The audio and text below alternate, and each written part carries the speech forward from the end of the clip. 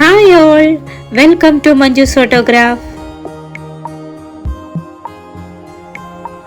ഇന്നത്തെ video Murudeshwar temple ആണ്.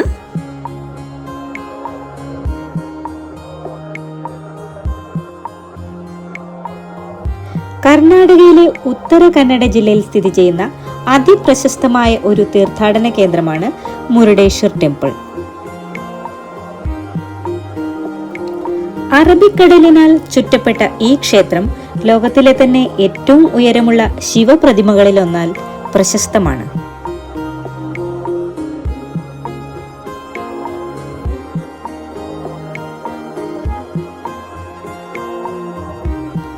ഇവിടുത്തെ പ്രധാന ആകർഷണങ്ങൾ എന്തൊക്കെയാന്ന് വെച്ചാൽ 123 അടി ഉയരമുള്ള ഭീമാകാരമായ ശിവപ്രതിമ. ഇത് ലോകത്തിലെ ഏറ്റവും വലിയ രണ്ടാമത്തെ ശിവപ്രതിമയാണ്.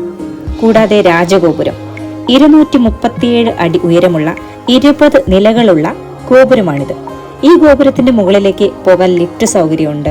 അവിടെ നിന്നുള്ള കടലിന്റെയും ശിവപ്രതിമയുടെയും കാഴ്ച അതിമനോഹരമാണ്. ഇതിന്റെ ഐതിഹ്യം എന്താണെന്ന് വെച്ചാൽ, രാവണൻ ആത്മലിംഗം ലങ്കയിലേക്ക് കൊണ്ടുപോകുന്നതിനിടയിലുണ്ടായ സംഭവങ്ങളുമായി ഈ ക്ഷേത്രം, അതിന്റെ ചരിത്രം അത് ബന്ധപ്പെട്ടിരിക്കുന്നു. ആത്മലിംഗത്തിന്റെ ഒരു ഭാഗം ഇവിടെ വീണു എന്നാണ് വിശ്വാസം.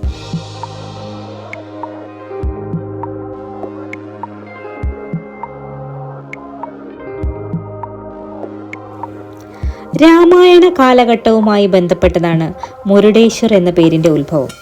ഹിന്ദു പുരാണങ്ങൾ അനുസരിച്ച് ആത്മലിംഗം എന്ന ദിവ്യലിംഗത്തെ ആരാധിച്ചാണ് ദേവന്മാർ അമരത്വവും അജയ്യതയും നേടിയത്.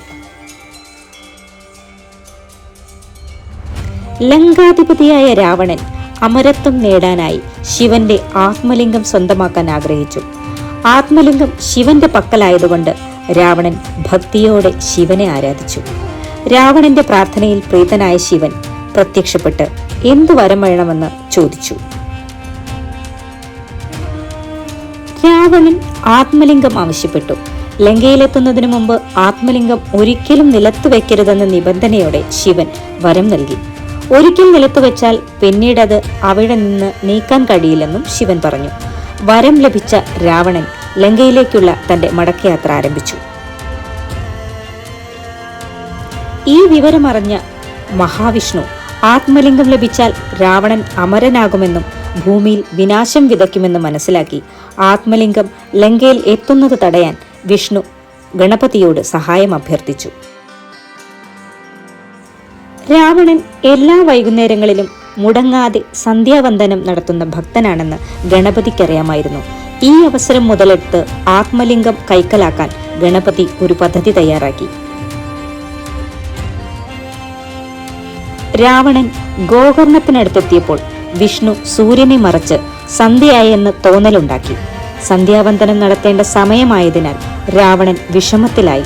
കാരണം കയ്യിലിരിക്കുന്ന ആത്മലിംഗം താഴെ വെക്കാൻ കഴിയില്ല. ഈ സമയം ഗണപതി ഒരു ബ്രാഹ്മണ ബാലന്റെ വേഷത്തിൽ അവിടെ എത്തി. തന്റെ ആചാരങ്ങൾ കഴിയുന്നതുവരെ ആത്മലിംഗം ഒന്ന് പിടിക്കണമെന്നും ഒരു കാരണവശാലും നിലത്ത് വെക്കരുതെന്നും രാവണൻ ബാലനോട് ആവശ്യപ്പെട്ടു. 3 തവണ വിളിച്ചിട്ടും രാവണൻ വന്നില്ലെങ്കിൽ താൻ അത് താഴെ വെക്കുമെന്ന നിബന്ധനയോടെ ഗണപതി അത് സമ്മതിച്ചു. എന്നാൽ രാവണൻ മടങ്ങി വന്നപ്പോഴേക്കും ഗണപതി ആത്മലിംഗം നിലത്തു വെച്ചിരുന്നു. ഉടൻ തന്നെ വിഷ്ണു തന്റെ മായ നീക്കുകയും പകൽ വെളിച്ചം തിരികെ വരികയും ചെയ്തു. താൻ ചതിക്കപ്പെട്ടുവെന്ന് മനസ്സിലാക്കിയ രാവണൻ ദേഷ്യത്തോടെ ആ ലിംഗം അവിടെ നിന്ന് പിഴുതെറിയാൻ ശ്രമിച്ചു. ഗോകർണത്തിലുള്ള ശിവലിംഗമാണ് ശ്രീ മഹാബലേശ്വർ ക്ഷേത്രത്തിൽ സ്ഥിതി ചെയ്യുന്നത്. രാവണന്റെ ബലപ്രയോഗം കാരണം ലിംഗം കഷണങ്ങളായി പലയിടത്തായി ചിതറി വീണു. ലിംഗത്തിന്റെ തലഭാഗം വീണത് ഇന്നത്തെ സൂരത്കൽ എന്ന സ്ഥലത്താണെന്ന് വിശ്വസിക്കപ്പെടുന്നു. അവിടെയാണ് സദാശിവ ക്ഷേത്രം സ്ഥിതി ചെയ്യുന്നത്.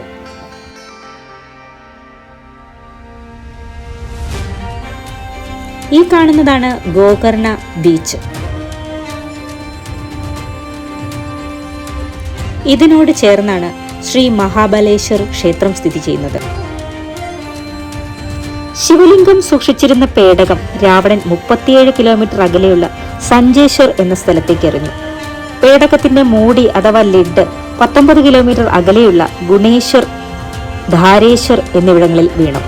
അവസാനം ആത്മലിംഗം പൊതിഞ്ഞിരുന്ന വസ്ത്രം അത് വീണത് കണ്ടുകഗിരിയിലെ മൃദേശ്വർ എന്ന സ്ഥലത്താണ്. ഈ മൃദേശ്വരാണ് പിൽക്കാലത്ത് മുരുടേശ്വരായി മാറിയത്.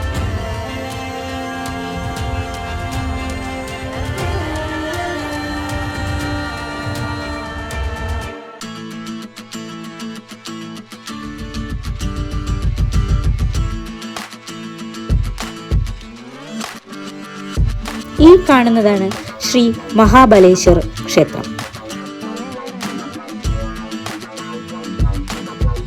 ഹായ് ഓൾ, ഇന്നത്തെ എൻ്റെ വീഡിയോ ഇവിടെ വൈൻഡപ്പ് ചെയ്യുകയാണ്. Thank you for watching. Have A nice day.